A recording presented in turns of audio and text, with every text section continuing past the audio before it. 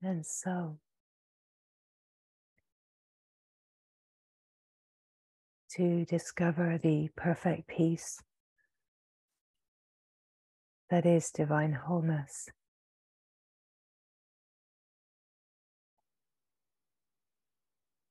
to see through every obscuration so that perfect peace is not obscured by the projected world created by the mind, to discover the perfect peace that is the true essence nature.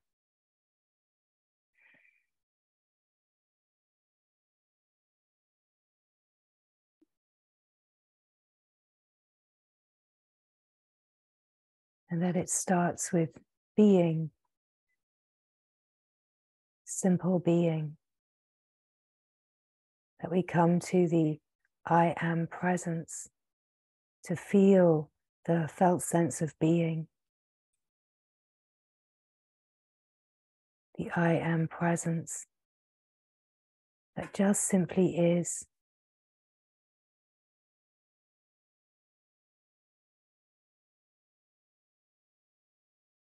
The I am presence. The consciousness gives this I a sense of knowing its own presence, of being conscious of itself, being consciously aware of itself. And so in the simple presence of being, it is to recognize that there is a conscious knowing of yourself being here, that it is not a knowing of the mind, that it is in the felt sense that being is recognized, that it is not a felt sense that I am here as someone, but that the I am presence is empty of someone-ness and is very simple, innocent, open. A simple being that is not relying upon the mind, the story, the name, the roles. There is just this very simple sense of being that is openness, and the openness is receptive, free. And the receptivity is an unguardedness, right? There's no guarding. And there is this peace here, a still, silent peace in the being, just simply being. It is before the mind and the thinking, and completely and utterly undisturbed by mind and thinking. That this peace, this simple peace of being is undisturbed, undisturbable, has never been tainted or touched by anything that the mind has created, and therefore never been touched by anything that has happened in the life. That there has never been anything that has happened that has ever touched the simple perfection and peace of the being that you are in true nature right now in this moment. That we're not creating a project, we're not creating an idea of something that we might get in the future. We are opening to realize that all ideas of future are of the mind. They are created out of an attachment to past and a belief that somehow you are confined and limited by past. But it is not the truth. It is a great collection of thoughts and beliefs and ideas that keep the mind entertained with its own stories, with its own beliefs. But none of this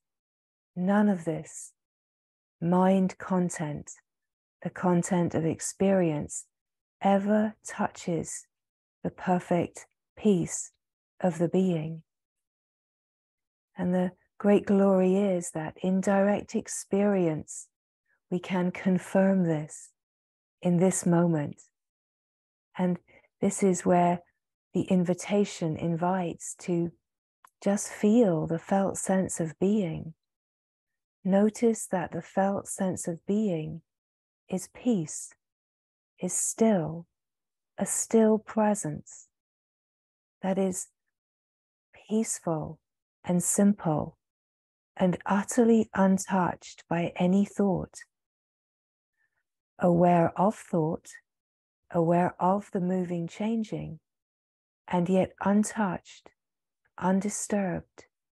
And so the peace of true nature is undisturbable, has never been disturbed.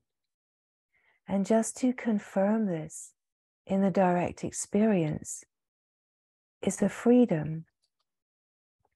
It is a freedom from the belief that you are somehow your thoughts, that you are the character in a story, that you are the whole projected world that you have created in your mind. It is to know in the perfect peace of the being that you may have a very elaborate and entertaining story going on in your mind, and it may have all kinds of twists and turns about the character that you are playing as the star of your own movie. But none of that is reality. None of it is reality. None of it is actually happening anywhere other than in your mind. It is a dream.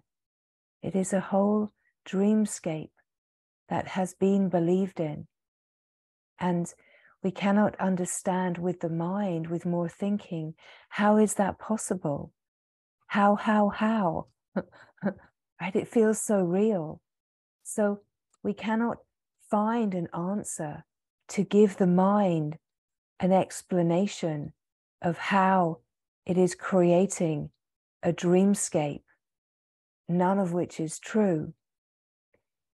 But we can come to the direct experience of what you are, of who you are in your essence nature, and to remember this true nature, the peace and simplicity of this true nature, is to fall into a remembering that starts to collapse the discordant patterns of consciousness that are memory and belief, conditioning, habits.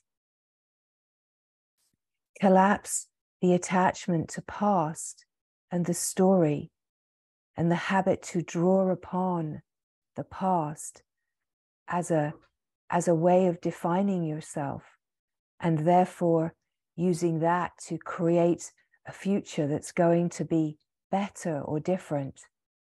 But all of this is the dream. It is the dreamer dreaming they can dream their way out of the dream. But it is impossible because the mind just keeps creating more dream, right? And the mind is committed in its dreaming to never getting out because it has this deep held reason that it cannot escape. And that is that it believes there is something missing and lacking in it, and it cannot find it, and it cannot escape the dream because it cannot find what it needs to get out of the dream. And it will keep looking and looking in the dream, but it will always believe that it is lacking. It's this constant, frenzied dreaming, the me trying to find what will make the me feel complete. But the truth is, the me will never feel complete until all me-ness dissolves into divine wholeness. And so what the me needs, the secret that it needs, is to know its own divinity. And yet it is ragingly angry with divinity, and it is terrified of the unknown. And so it finds some kind of comfort in perpetuating the dream, because it is somehow fueled by the drama of the dream. Even if the dream feels miserable, it would rather be somehow in a misguided sense of safety in the misery than to let go into the unknown and to face the fear and rage and mistrust of the divine. Now, we may not remember our mistrust of the divine, but the whole setup of the human condition is born out of it. And at some point, we will have a great opportunity to face all of that.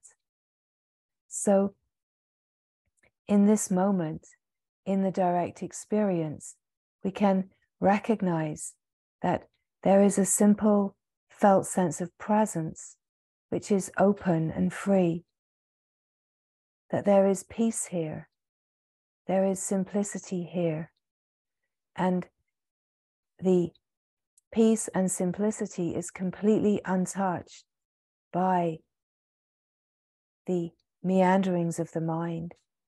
And just this simple recognition brings the light of awareness that this peace of true nature has never ever been touched by any story or any thought.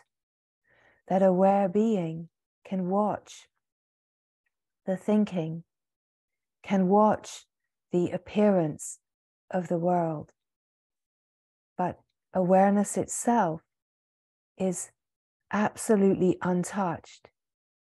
And so the only way out of the dream is to be aware of the dream, to recognize that you have like an escape hatch, and it is to be aware of the dream. And immediately there is a spaciousness and a certain freedom in the recognition that you are aware of the dream, you're aware of the thinking, you're aware of the story, aware of the body, mind. And as awareness, you are somehow completely independent of the story, of the dream. That you do not have to understand with the mind and cannot understand with the mind how to get out of the dream. Because even to imagine that there is a way is all part of the dream. And that's where so much spirituality is just part of the dream, because so much spirituality is about more techniques and more knowledge, right? But if all of that is in the dream, then we have to see through all of that which is in the dream and come to discover what is independent of the dream, what is free of mind. And in this we find a sense of being, which is the one being. We find the source of all. We find this essence, nature of all beings.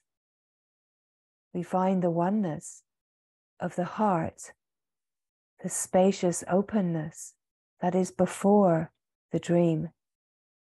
We do not have to understand it to recognize indirect experience, just in the felt sense of peace and freedom and simplicity, that in the simplest terms, that there is a part of you that is somehow free and clear and peaceful. Just the direct recognition of this brings a remembering, a softening, a relaxation. And in the relaxation, a confirmation in the being itself of your own beingness, that nothing needs to be understood. It is about this confirmation in the heart, in the being itself, in the innermost being itself, in the alive presence itself, we could say, that presence can recognize its own aliveness, be conscious of its own aliveness. And in this, there is the ability to confirm, consciously confirm the sense I am, the presence of just simply being. That the I has an amness, which is being conscious of itself, simply being. And here we could say the aware being that is conscious of itself. It is conscious of the moving, changing patterns, the thinking, the more elaborate appearance, and the sense perception, that there is awareness of all of this, and yet a recognition of being untouched, unmoved, undisturbed by any of what can be seen to be moving and changing. And so as the presence of consciousness is conscious of itself, being aware of the landscape of sense perception and the thinking, the consciousness starts to recognize that it is witnessing and it is independent and free. And in the independence and freedom, can the consciousness itself open a little more, recognize that it is independent and free, recognize that it is like a zoomed out perspective, just witnessing. And can it zoom out a little more to just be aware and awake only of itself, to be just aware of itself, simple and free.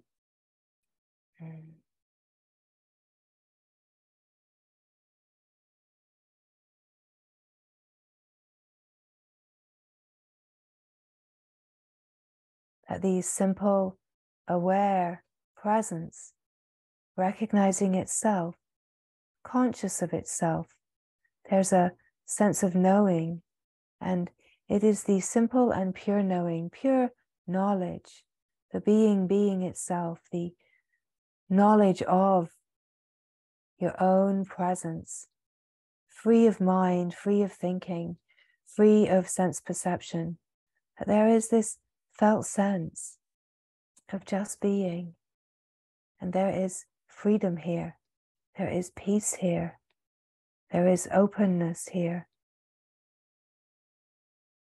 There is a vast, infinite landscape, and this vast, infinite landscape is the sense of freedom. It's the sense of being unbounded, the sense of being everywhere or nowhere or just here, but the sense of not being confined or limited in any way. And so just this sense of being, this openness that is unbounded, unlimited, uncontained, undefined in any way. And it is a felt sense of being yourself, of being natural, at ease, relaxed, and simple. And here, just to notice, there is peace, simple peace. And the peace is the silence of being. The peace is the stop. When we stop giving attention to the mind and the thinking, and there is a relaxation of mind consciousness, simply through being witnessed, mind consciousness relaxes because the attention shifts to focus upon the being. And resting as the being, the simplicity and the peace is more compelling than thinking.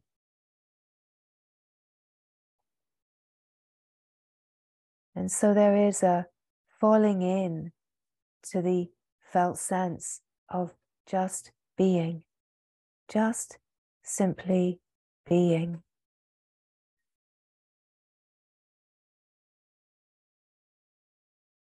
So we speak of the being as this felt sense of presence, the beingness, this consciousness, consciously awake to itself, consciously aware of itself. And here the consciousness of the mind rests and lets go into the sense of the pure consciousness. The pure consciousness is such a light, such a profound light, because it is coming from the divine. So this light, it is such a pull, such a draw for consciousness to know itself in its purity, to let go of its habitual patternings, and just to know itself, its simplicity and peaceful nature.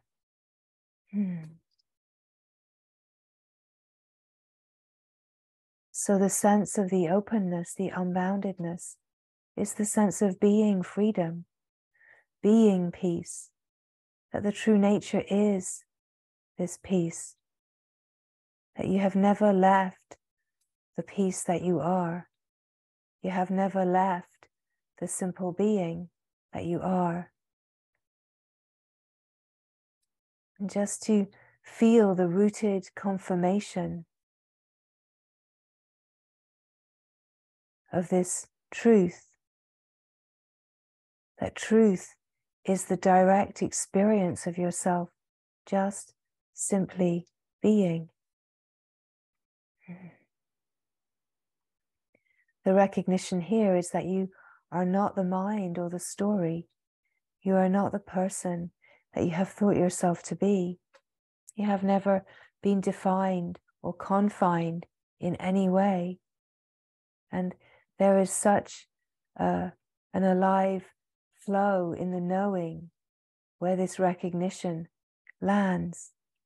It lands in the sense of the deep peace, but there is simultaneously in the knowing an aliveness that is the knowing recognition of consciousness conscious of itself and flowing within itself in the knowing of itself.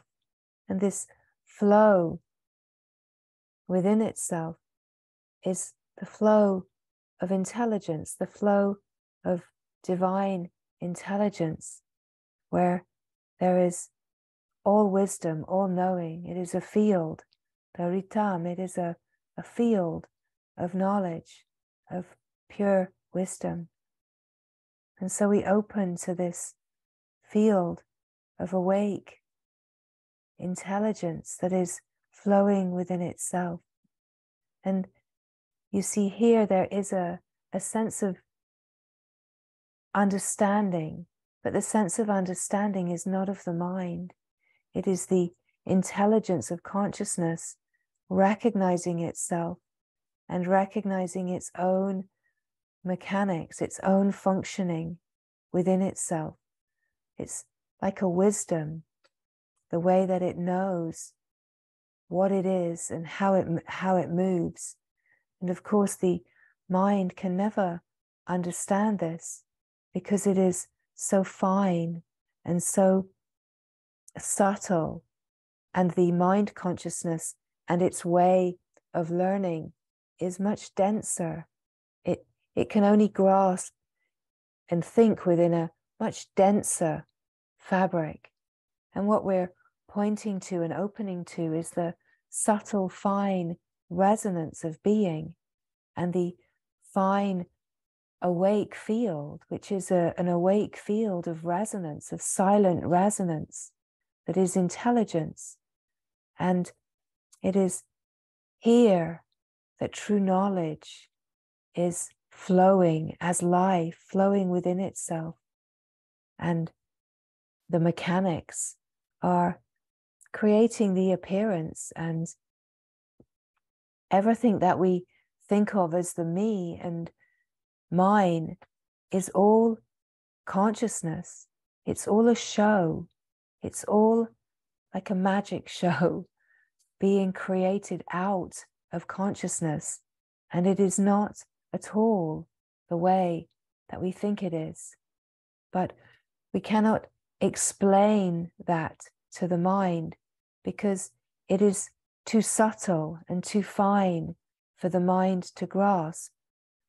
And so we have to come to the simple presence of being and the open field of consciousness, where there is this intelligence that just knows itself.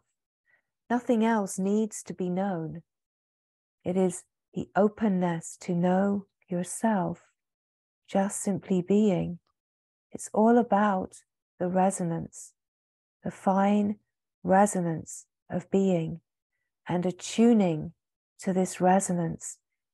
We could say attuning to this resonance in your nervous system. It is to notice that the felt sense of presence or the felt sense of being is a resonance. And where it is known is in the nervous system. And the nervous system is the consciousness.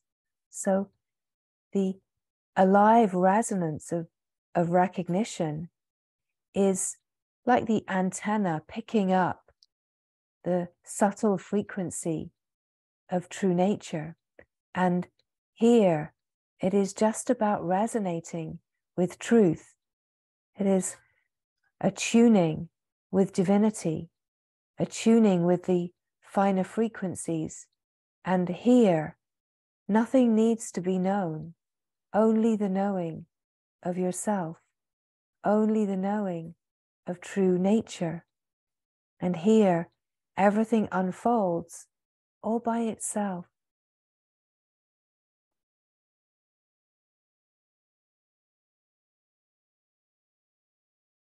What pulls the attention is the mind's fears and conditionings and feelings of lack. It is this story that is just rolling around, the story of lack, the story that there is something missing, the story that I have done something wrong, or there is something wrong with me, which is like this sense of shame and guilt, like this hidden aspect, this part that we feel like we have to hide, and we're constantly trying in a way in the worldly life to either cover it up or get away from it. But in truth, the only way that we can really come to abide in this true nature of being and open into the divinity that we are one with, that we belong to, through meeting the obscurations of the conditioned mind, in order to collapse all of the discordant patterns and disturbances that keep pulling the attention, so that in the collapsing of the patterns, the same kind of distractions are just not there. And as the distractions dissolve, it's like we're dissolving the projected world of the mind. We're dissolving the whole sense of the me, the survival mechanisms, the needs met mechanisms, the story, the past. We're collapsing it all into the being. We're refining it into the being. We're bringing it all to its true nature. We're releasing the sense of separation, division, fragmentation. We're releasing the stories of shame and guilt. We're releasing the belief that we have done something wrong, that we could possibly be impure or unholy, right? We're releasing all of these stories that keep us bound, that have us imagining that we cannot meet our divine nature. So there is this incredible process of the lived life, which really is a constant invitation to actually see through the separation. And every moment that appears is this opportunity to come to true nature and to meet what is wanting to pull the attention. And we could say that the moment is the invitation to either engage with the mind and the drama, or to feel the felt sense of being and to feel the freedom and peace of the true essence nature. And in the recognition of the true essence nature, be the illumined, awake presence that can illuminate the habits of engaging in the story and collapse the patterns of conditioning and protection and projection, right? It's this incredible opportunity to dissolve the projected world of the me and mine into being. And as we dissolve it into the being, we are dissolving the patterns of consciousness that keep the sense of separation alive. We're collapsing the dream. We're collapsing the dreamer. And we are opening to the divine wisdom, carrying the sense of what we are into the revelation of what we are in truth. That the revelation is a moment of openness, a moment of clear seeing. And that revelation doesn't come from the mind's understanding or experience or content. That revelation comes from the being, the direct recognition of true nature. That the revelation is the knowing of yourself, and the revelation is illumined. It's illumined seeing of who you are in truth. So the mind imagines, oh, I had a revelation and now it's gone, but not true. It's like a cloud obscuring the sun. It's just, are you believing in the cloud, or are you resting in the knowing of the sun, right? And this moment is the opportunity to just be aware. Are you identified with the cloud, or are you in the felt sense of being, the sun, right? You're either one or the other. There's no gray area here, right? If you're not resting in the freedom of being, then you are somehow bound in a story. And when you are bound in a story, it is a graced opportunity to see clearly. Every moment is a graced opportunity to see clearly. Every moment is this moment here now. It seems to the mind like there are many moments, but the appearance of many moments is just this opportunity, this graced opportunity to know yourself. And as soon as you come to the felt sense of being, you are free of time in the revelation. You are free of time in the knowing, and you are timeless, eternal. And the recognition is there is only now, only now, only now, only this. And here the sense of the I am presence and the amness of the being starts to open to the sense of I, the sense of I coming to a freedom from the amness and the I of pure awareness that is so deep and unmoving, starts to feel its own isness, right? So the I am, the amness of the consciousness, this felt sense of the I, the pure awake awareness when we are resting. There is the collapse of time, and in the collapse of time, the timeless, eternal, infinite being is felt as the pure awareness, which is just the I, just this purity. And here the isness is the what is, just now, just this, only this. That it's a collapse of the idea of choice, the collapse of the idea of cause and effect, the collapse of the idea that the mind and the thinking has any impact upon what you are. And this is where there is such a freedom, the I that just is, right? The isness, just what is, just this, just this, just this. And of course this, it includes everything.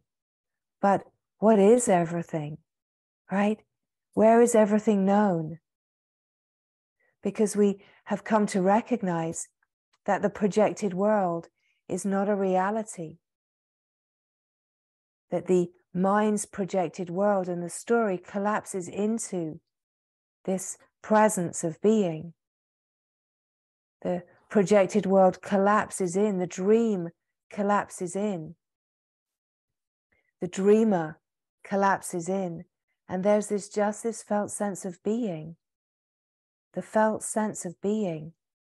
Feel the emptiness, the freedom, the silence, the stillness, the peace of the pure awareness, just simply aware and awake to itself. And yet the awakeness to itself is like a collapsing into itself and just being, just simply being.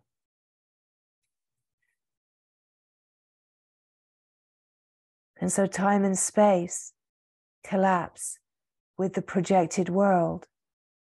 And there's just this felt sense of being. And it doesn't matter what the mind thinks, and it doesn't matter what the mind says. It just doesn't matter. Because every time the mind says, oh, the mind says this, or the mind thinks this, or the mind is concerned, awareness, what happens in awareness? Absolutely nothing. Unconcerned. And you know yourself as awareness, you are unconcerned about what the mind says and does. Only the mind is interested in its need to keep the dream dreaming, right? So we come to this sense where the dream is collapsed, the dreamer has disappeared, and there's this sense of perfect peace and freedom and just this presence, just the awake awareness, just simply being. So we cannot give instruction about what happens now. It is the intelligence that takes over. The intelligence is this sense of the awareness, being aware of itself, collapses into itself. And nothing is needed. There's just this sense of being awareness, being pure awareness, just awake. And the awakeness of pure awareness has this aliveness in the knowing, deep in the knowing, this knowing that can confirm itself. And it's where the being knows itself in the innermost being, the self knowing itself in the pure light of true knowledge, of true intelligence. And here there's an aliveness, and the aliveness is like an alive flow. It's an alive resonance, and it's flowing. So where there can be the felt sense of this resonance, this aliveness, and the flow, it is to rest here. Nothing needs to happen. Nothing needs to be known. It is the just resting here. Awareness can see the play, but awareness is not concerned with anything. And it is to rest here, the vigilance to rest here, to not collaborate with the mind in separation, to not collaborate with all of the attempts to perpetuate the dream, but just to watch. Now, to start with, it feels to be like being more like a lucid dreamer, that you're aware it's a dream, you know it's a dream. But to start with, of course, there's more refinement, more refinement, more refinement, until the complete collapse of all dream and dreamscape, which is the collapse of consciousness. Really, this is the refinement of consciousness into God. This is the refinement of the whole of the dance of consciousness into itself. And at the point where it collapses into itself, there is a sense of just the divine. Just the divine can feel like the second emptiness, like a nothingness as consciousness collapses. But in truth, where it feels like there is nothing, there is divinity, there is God.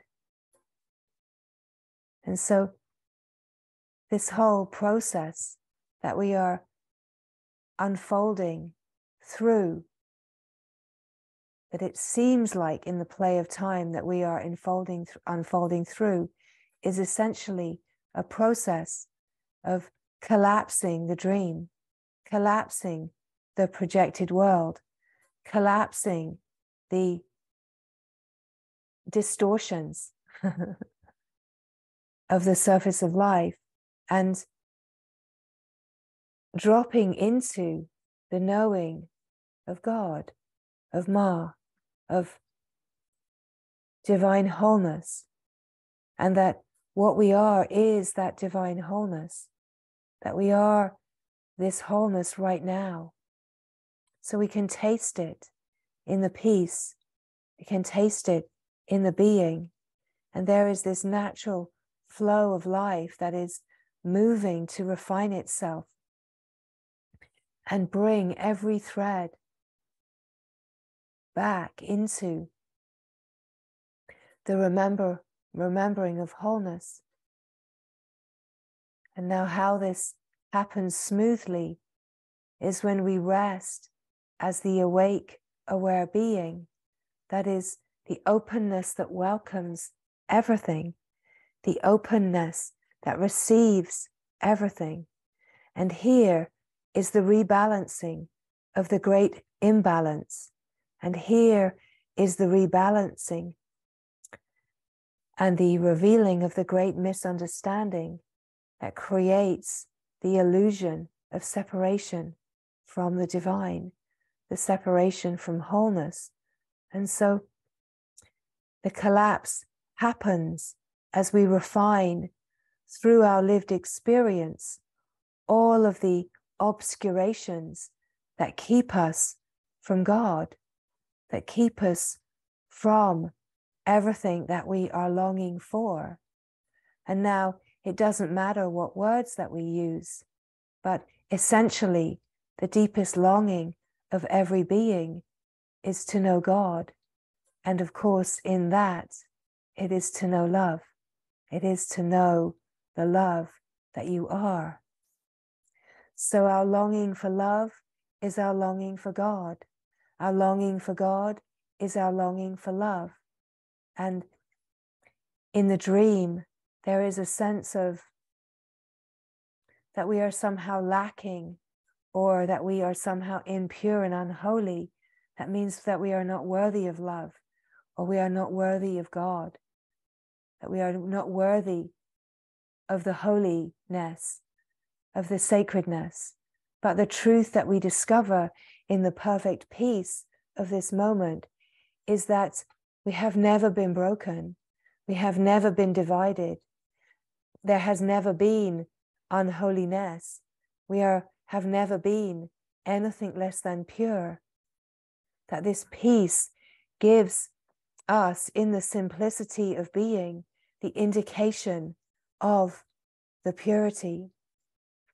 And that recognition in the simple purity and peace of being is what gives us faith to keep unfolding all that seems to obscure and keep us distracted. It gives us a faith, a courage, a resolve to keep unfolding the projected world, the story of me and my life, to keep refining it into the being, because there's already a taste, there's already a revelation in the heart, there is already a light of remembering that is on, that is guiding the way, and it is in the being. It is the light, and that light is guiding the way to remember. And it is a constant invitation to rest in the sanctuary of knowing, of pure, clear seeing, to rest, to let go, relax, and feel the belonging, the peace, the simplicity of just being, where you don't need to understand or know anything, because there is freedom here, there is clarity here, there is openness here.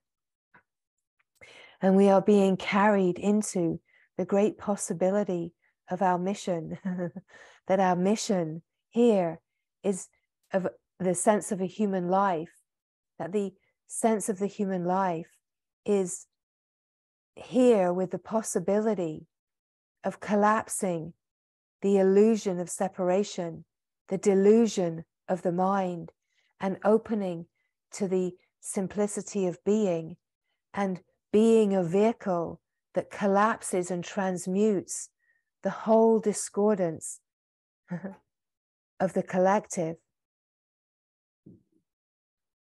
in order to bring all consciousness to the remembering of divinity, to bring all consciousness to the remembering of divine wholeness. But we do not have to be concerned with mental ideas of others or being some kind of savior. We just do our work. And the most incredible part of this is that doing our work is being humbled.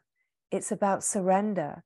It's about this humbling of all of the ideas of who we thought we were. It's the humbling and surrender through all of our protections.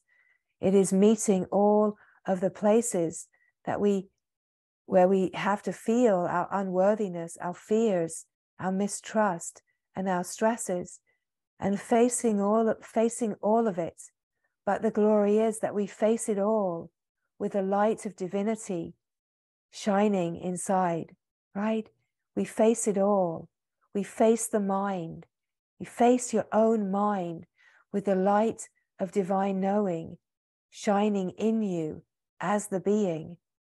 And this is what gives us the powerful ability to collapse all of the patterns of protection and face our own mind, face our own delusion, face our own protections, our own stresses with such kindness, such patience and compassion that can only come from a divinity that knows its wholeness, right? We have to face our own mind as that which is undivided. We have to face our own mind as that which is unlimited and knows its unlimited, boundless nature. So we have to face all of the discordance and seeming disturbance in the mind, all of the stories, all of the protections, as the light of the unlimited wholeness that is boundless compassion, unlimited unconditional love, and pure holiness, right? Simple, pure, undivided, untainted holiness. We have to know this truth in the heart, in the being, so that we can face all that feels to be unholy, unworthy, unlovable, and lacking, in order that we can bring all of these parts, these exiled parts of ourself, to the light, to the remembering of divine wholeness. And so, in a way, this is our assignment, and we need not be concerned with anything else. We do not need to be concerned with anyone else or the play of the world. And once we really can hear this, and it really lands, we recognize with a one-pointed focus, this is the purpose of a human life. And all of life is just the means to collapse all of our patterns of discordance and distraction, that the living of the life is just the means that we are given to dissolve the projection of the world of cause and effect, of misery and karma, to collapse the whole show into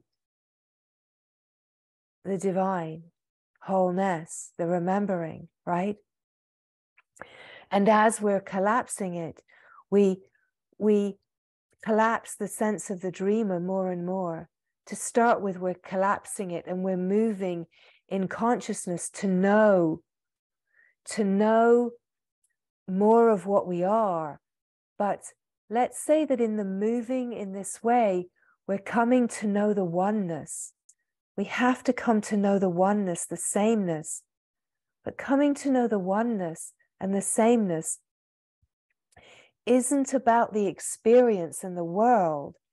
It's about coming to know where everything is known, right? That we only know anything of the world and the story in awareness, in the awakeness, in the resonance, the alive resonance of life, that we don't know it out there. So this play of consciousness coming to know itself and wake up to itself isn't about the experience. It's about collapsing the experience to know that experience is only known in the pure knower, the pure seer, the pure awareness, and that we collapse everything into the sense of oneness. And we have to collapse everything into the sense of oneness in order to be fine enough to get through the eye of the needle, right?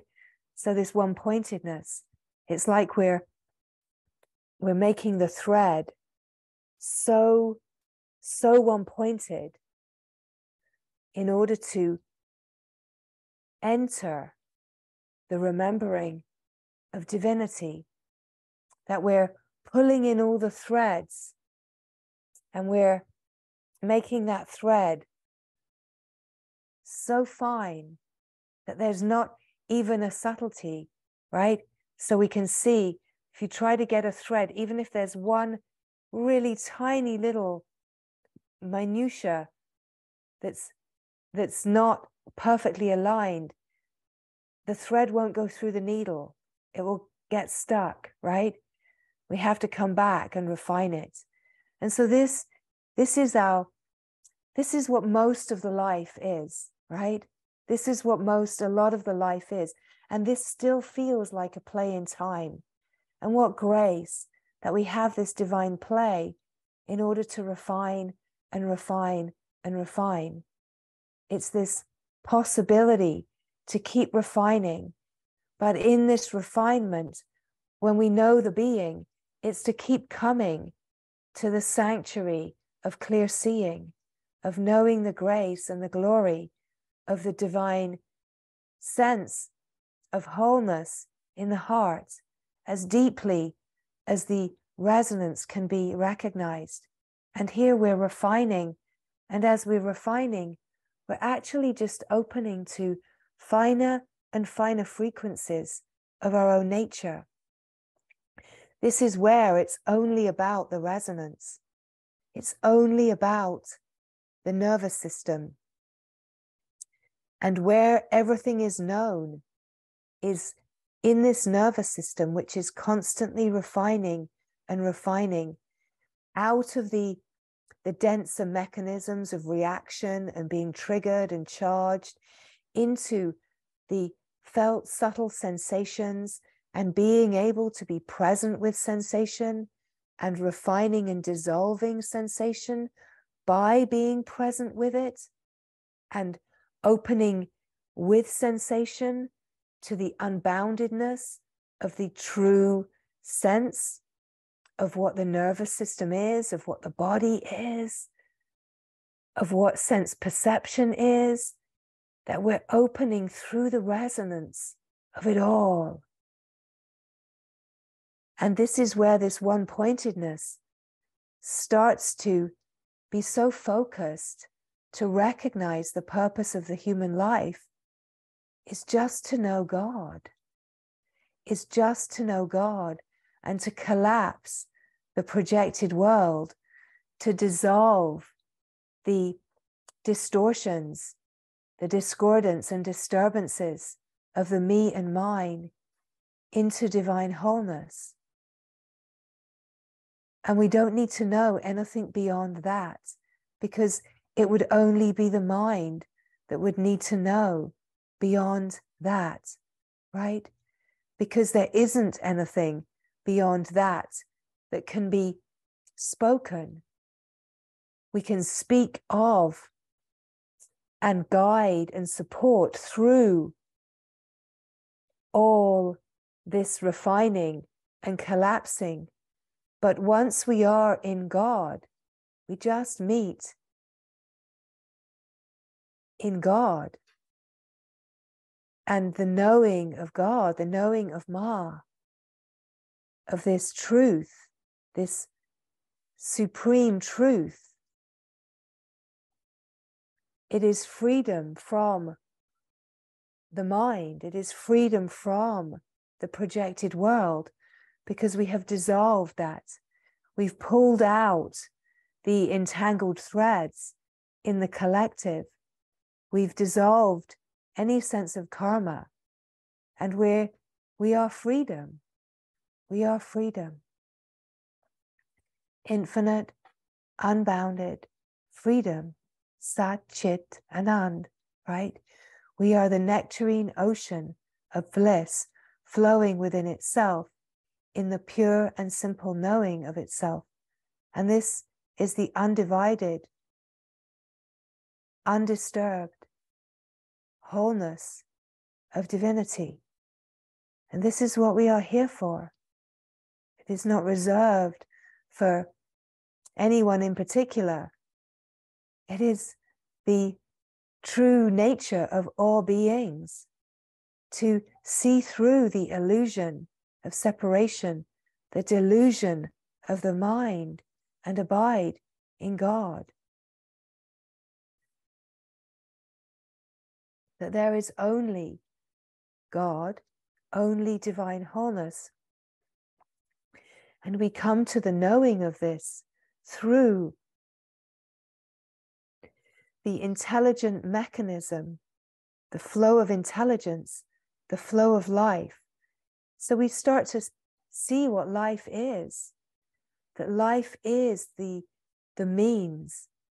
Life is the graced means that we're not here to be entangled in the stories of me and mine, that we're here to untangle our enchantment with the me and mine, and to give up all of the protections as they present themselves and illuminate it all in the light of awareness. As we illuminate it in the light of awareness, we illuminate with patience and compassion and kindness. And we can often illuminate in this the mind fighting itself. You know, the only battle is the mind with the mind with the mind. And it is a battlefield. And we are invited to go to battle, right? If we have to.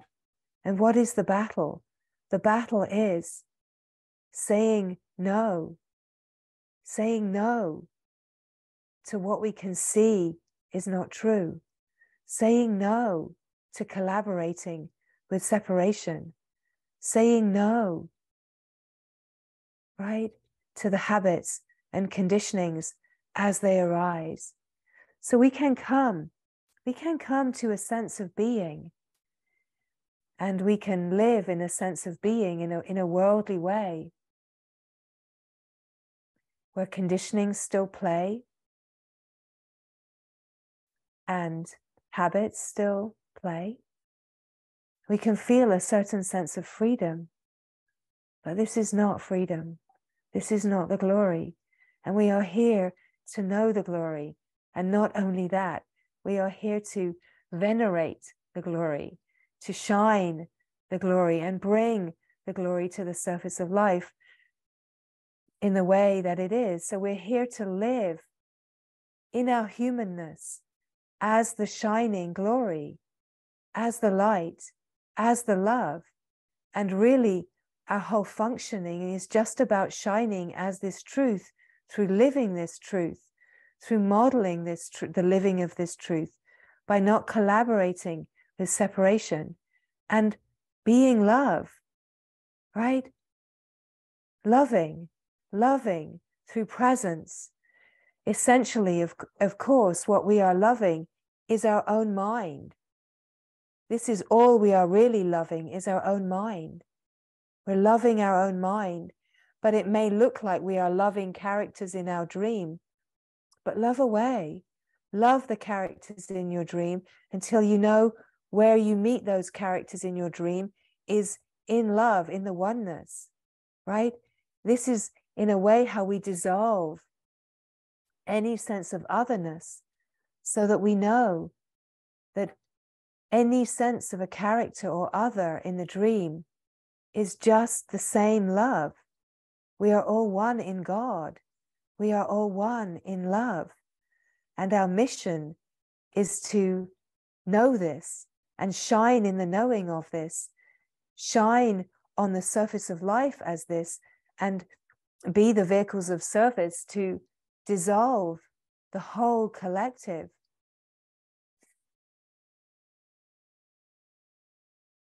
into divinity. But it is not to make a mission in a worldly sense of this, because our mission, the only way that we work this, is through our own nervous system and refining our own nervous system to be able to transmute more and more subtly, and to transmute as we transmute all of what seems to be our personal assignments and all of our distractions. We then start to transmute, in a way we could say, the collective, but transmuting the collective is a completely different experience, and it's not something that's stressful or puts stress on the body, and it's not something that feels uncomfortable. It's just about being with your nervous system. And the more that you are with your nervous system, there's a refinement that happens. And the refinement that happens allows this transmutation, this alchemizing to happen into divine love. Because the only thing that can actually transmute the great misunderstanding is divine love, whole love, unconditional love, right? No kind of idea of human love, well-intentioned as it might be, can dissolve the limitation, right? Because it's limited. The limited cannot dissolve the limited into wholeness. Wholeness, here we go with this little model, right? Wholeness can only be the light. Divine wholeness is all that can transmute these distorted patterns. So we have to be resting in the being and shining as the light and aligned and attuned and reverberating in the finest frequency that we have opened to, in order to welcome the discordance that we notice in our nervous system and bring it kindly, compassionately, by just shining as the light of awareness and resonating, bringing it all home, home to its purity, home to the light of divine remembering, right? So our work, if we could dare to use such a word, is that, because it's not work, it's love. But we could say our love, our love mission is just to be so resonant as the nervous system, which is, we could start off by saying it's our consciousness, which is true.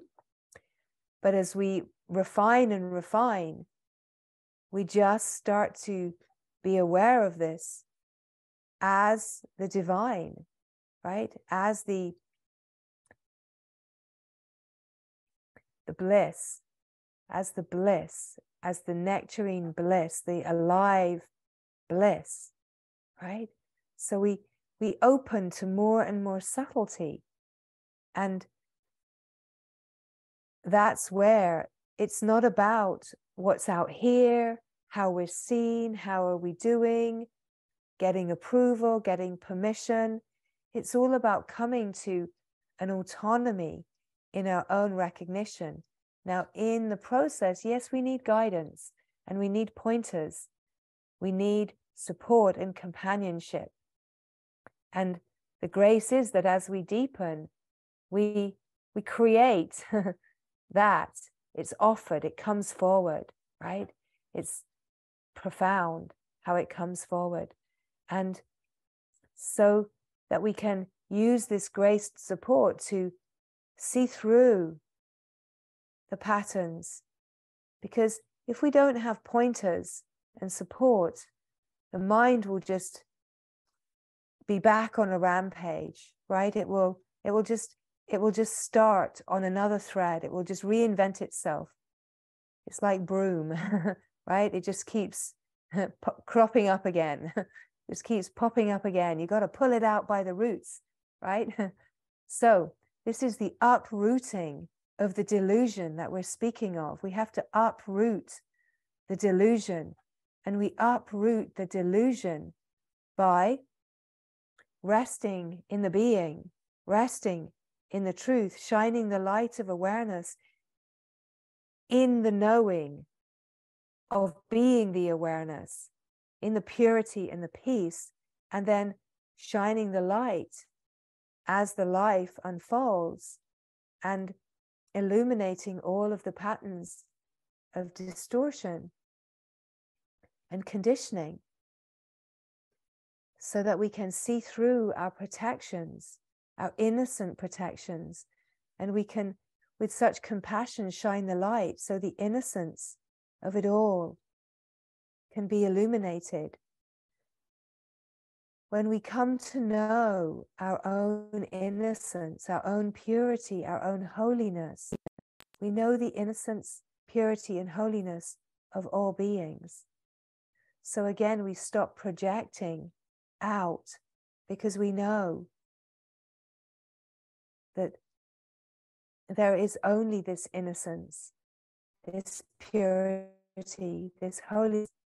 And it's like the resonance that we can open to refines and refines. It gets subtler and subtler and finer, the resonance. We could say the frequency or the vibration, which is kind of felt as the nervous system.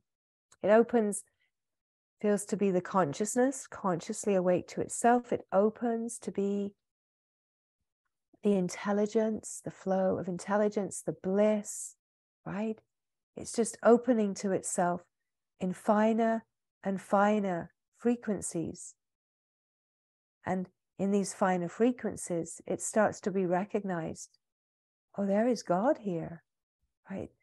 It's like the God consciousness. So while it's still as consciousness, we start to recognize Ma is here, God is here, holiness is here. So the grace is that these flows can start to flow forward, and we can start to melt into the remembering. Right. So it's a divine unfolding, and being with this nervous system, it opens to the sense of personal nervous system, opens to its sense of cosmic or universal nervous system, just as we could say consciousness, mind consciousness, opens to its universal cosmic nature, like a cosmic mind, a universal mind, which opens to the sense of, we could even say like a divine mind, but we wouldn't even really use the word mind necessarily as we open to the divinity, because it's more of a flow of intelligence until it's recognized to just be the divinity itself, right? So this is what is in process, so profound, so subtle. So it's got nothing to do with out there. It's all about opening to your own nature, your own being, confirming in the heart, and starting to feel this aliveness, the alive flow, the alive field, the awake field, the intelligence. And as we open to this, sometimes this is called spanda, right?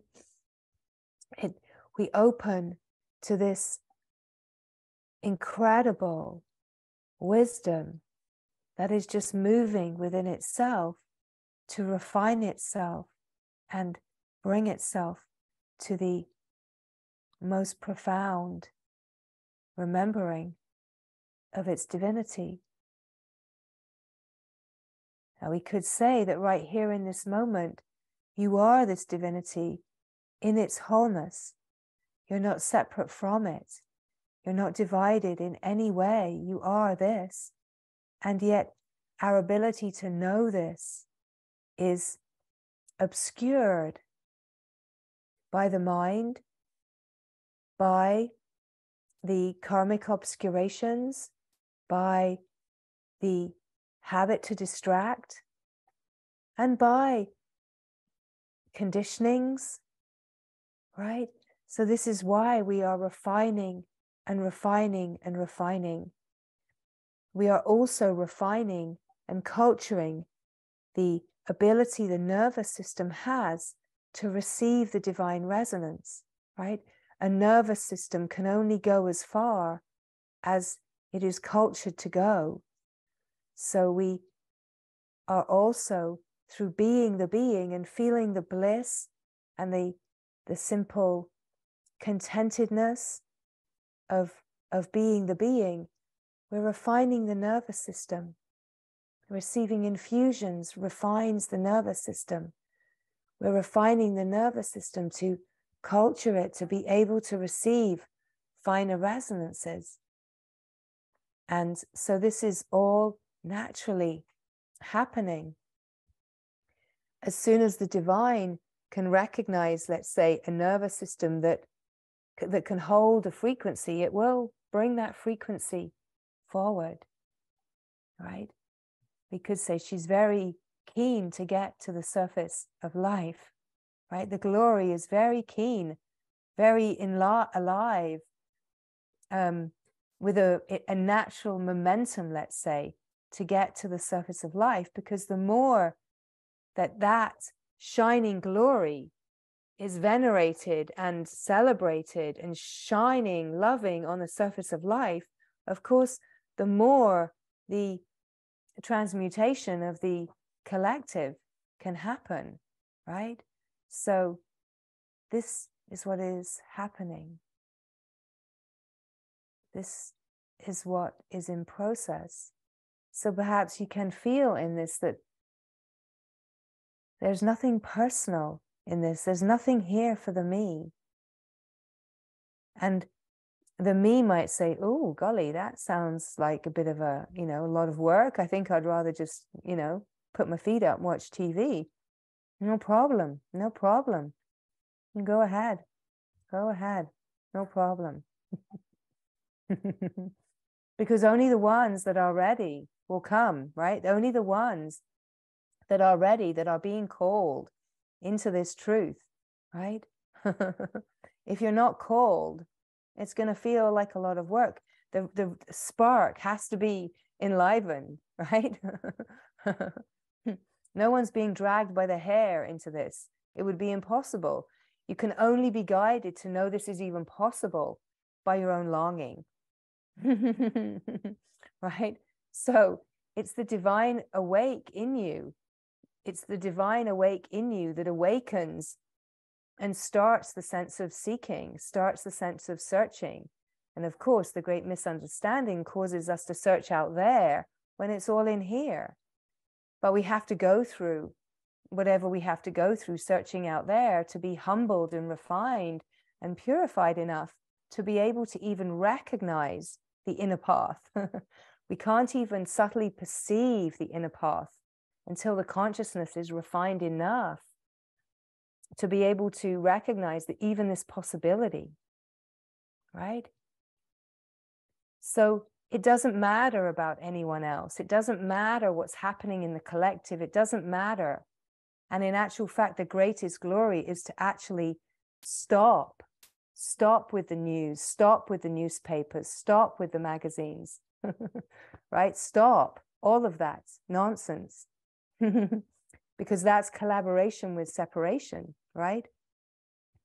It's not that information won't reach you, but engaging on a level of the mind and collaborating is feeding the collective consciousness. It's feeding the delusion of the great mind. The collective consciousness is this great mind of delusion.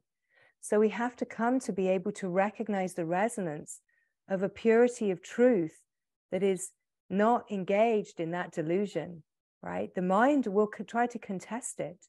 The mind will try to, find things wrong with it, but that's okay. Go ahead again, go ahead.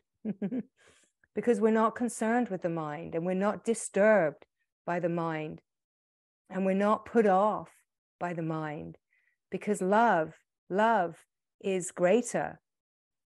Love is the greatness. Love is the goodness.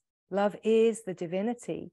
And the shining light of truth is a felt resonance. And when you feel the shining light of this truth, the knowing is this is what this life is for. And the compass is set. The compass is set.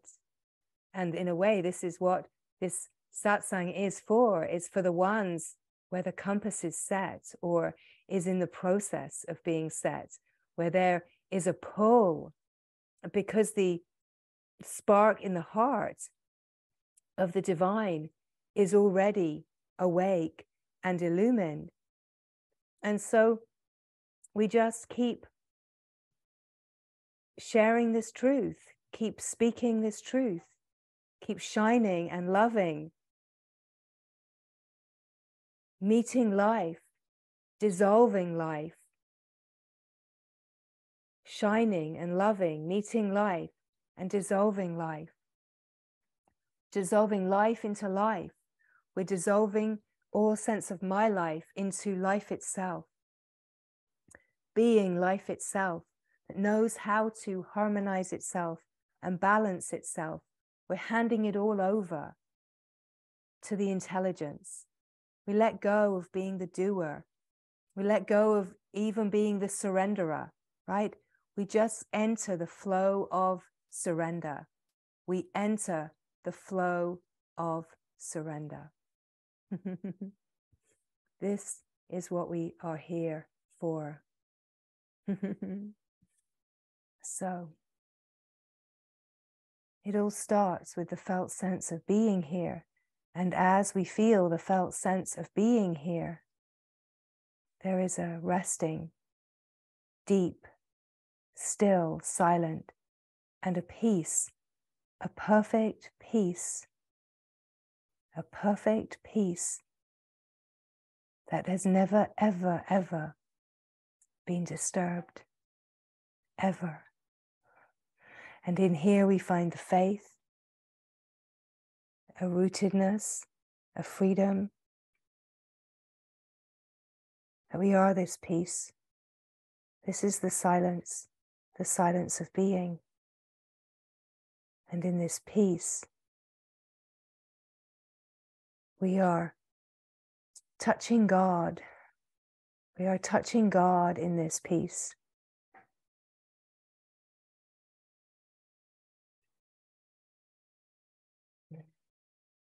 Remembering divinity in this peace, this undisturbable peace.